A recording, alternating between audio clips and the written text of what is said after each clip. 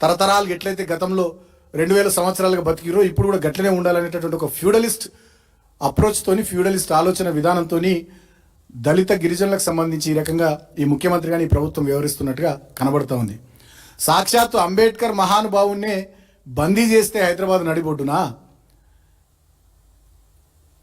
ఇవాళ రాష్ట్రంలో ఉన్నటువంటి గురుకులాలన్నింటినీ కూడా నాశనం చేసి ఇస్తామన్నటువంటి చేవేళ్ల ఎస్సీ ఎస్టీ డిక్లరేషన్లో ఒక్క హామీని కూడా నిలబెట్టుకోకుండా అమలు చేయకుండా కేవలం ఆనాడు ఓట్ల కోసం, ఎస్సీ ఎస్టీల ఓట్ల కోసం అనేక మాయమాటలు చెప్పి ఒడ్డెక్కేదాకా ఓడమల్లన్న, ఒడ్డెక్కినాక బోడమల్లన్న అన్నట్టుగా ఇవాళ రాష్ట్రంలో ఎస్సీ ఎస్టీల పట్ల పూర్తి స్థాయి వివక్షను ఈ ప్రభుత్వం, కాంగ్రెస్ ప్రభుత్వం చూపిస్తూ ఉంది. అందుకనే నేను జూబ్లీ హిల్స్లో ఉన్నటువంటి మా సోదరులు సోదరిమణులందరికీ విజ్ఞప్తి చేస్తూ ఉన్నా, ఇది మంచి అవకాశం. ఎస్సీ ఎస్టీలు తలుచుకుంటే, ఎస్సీ ఎస్టీలు తిరగబడితే ఈ ప్రభుత్వానికి పుట్టగతులు ఉండవని చెప్పి నిరూపించుకోవాల్సినటువంటి సందర్భం వచ్చింది. జూబ్లీ హిల్స్ ఉప ఎన్నికల్లో మనల్ని మోసం చేసి మాయమాటలు చెప్పి మన ఓట్లతోని గద్దెనెక్కి ఇవాళ ఒక్కటంటే ఒక్కటి కూడా మనకు చెప్పిన మాట అమలు చేయకుండా ఇంకా దుర్మార్గంగా దళితుల మీద దాడులు చేసుకుంటూ, గురుకులాల్ని నిర్వీర్యం చేసుకుంటూ, అంబేద్కర్ ఓవర్సీస్ స్కాలర్షిప్ని పక్కన పెట్టేస్తూ, అంబేద్కర్ మహానుభావుని బందీ చేస్తున్నటువంటి ఈ కాంగ్రెస్ ప్రభుత్వానికి గుణపాఠం చెప్పే విధంగా జూబ్లీ హిల్స్ ఉప ఎన్నికల్లో ఎస్సీ ఎస్టీ సోదరులు సోదరిమణులంతా కూడా కాంగ్రెస్ పార్టీకి వ్యతిరేకంగా గట్టిగా నిలబడాలని చెప్పి, కాంగ్రెస్ పార్టీకి తగిన రీతిలో మీ ఓటు ద్వారా బుద్ధి చెప్పాలని చెప్పి, మీకు అన్ని రకాలుగా అండగా ఉండి ఎస్సీల సంక్షేమం కోసం కేసీఆర్ గారి నాయకత్వంలో స్పెషల్ డెవలప్మెంట్ ఫండ్ చట్టాన్ని తీసుకొచ్చినాం. భారతదేశం లెక్కలేదు, ఫస్ట్ టైం తెలంగాణలో తీసుకొచ్చినాం. 125 అడుగుల బాబాసాహెబ్ అంబేద్కర్ విగ్రహాన్ని పెట్టినాం. 236 గురుకులాలు కేవలం ఎస్సీ పిల్లల కోసం పెట్టినాం. వాటిలో డిగ్రీ కళాశాలలు, ఇంటర్మీడియట్ కాలేజీలు కూడా ఏర్పాటు చేసినాం. అంతేకాకుండా సచివాలయానికే డాక్టర్ బాబాసాహెబ్ అంబేద్కర్ గారి పేరు పెట్టినాం.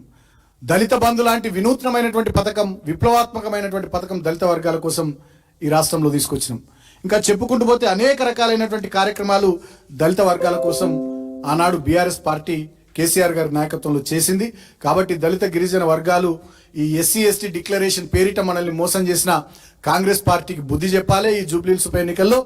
అదేవిధంగా మన కోసం ఎన్నో కార్యక్రమాలు చేసి మనకు అన్ని రకాలుగా అండగా నిలబడ్డటువంటి బీఆర్ఎస్ పార్టీని మీరు జూబ్లీ హిల్స్ ఉప ఎన్నికల్లో ఆశీర్వదించి అధికార పార్టీకి కర్రుగాల్చి వాత పెట్టాలని చెప్పి ఈ సందర్భంగా నేను విజ్ఞప్తి చేస్తా ఉన్నా. Thank you.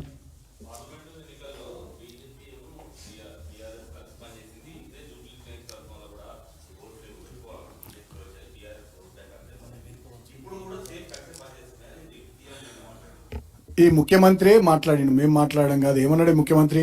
నరేంద్ర మోడీ గారు బడే బాయ్, నేను చోటే బాయ్ అన్నాడు. ఇవాళ పూర్తి స్థాయిలో భారతీయ జనతా పార్టీతోని కలిసిపోయి పనిచేస్తున్నటువంటి ముఖ్యమంత్రి ఈ దేశంలో ఎవరైనా ఉన్నారంటే అది రేవంత్ రెడ్డి. భారతీయ జనతా పార్టీ ముఖ్యమంత్రులు కూడా అమిత్ షా గారి అపాయింట్మెంట్లు, నరేంద్ర మోడీ గారి అపాయింట్మెంట్లు, కేంద్ర మంత్రుల అపాయింట్మెంట్లు అన్నిసార్లు దొరకవు. కానీ మన ముఖ్యమంత్రి రేవంత్ రెడ్డికి ఇట్లా అడగంగానే అట్లా అపాయింట్మెంట్లు దొరుకుతాయి. ఆయననే చెప్పిండు, మేము చెప్పడం కాదు కదా. ఆయన ఏమన్నాడు? గతంలో ఆర్ఎస్ఎస్లో పనిచేసినా, ఏబీవీపీలో పనిచేసినా నా జీన్స్లోనే అది ఉన్నదని చెప్పి ముఖ్యమంత్రి రేవంత్ రెడ్డి గారే అన్నారు. ఆనాడు పార్లమెంట్ ఎన్నికల్లో ముఖ్యమంత్రి స్వయంగా చెప్పిండు. ఏమన్నాడు? అయితే మా కోటేరి లేకుంటే వాళ్ళ కోటేరి అని చెప్పి ఆనాడే మాట్లాడిండు. వాళ్ళతోని వేదికలు పంచుకుంటూ ఇవాళ బీజేపీ నాయకులతో వేదికలు పంచుకుంటూ తిరుగుతున్నది ఈ ముఖ్యమంత్రి. అటు కేంద్ర ప్రభుత్వం మీదనైనా ఇటు రాష్ట్ర ప్రభుత్వం మీదనైనా పూర్తి స్థాయిలో పోరాటం చేస్తూ గట్టిగా నిలబడుతున్నటువంటి పార్టీ బీఆర్ఎస్ పార్టీ.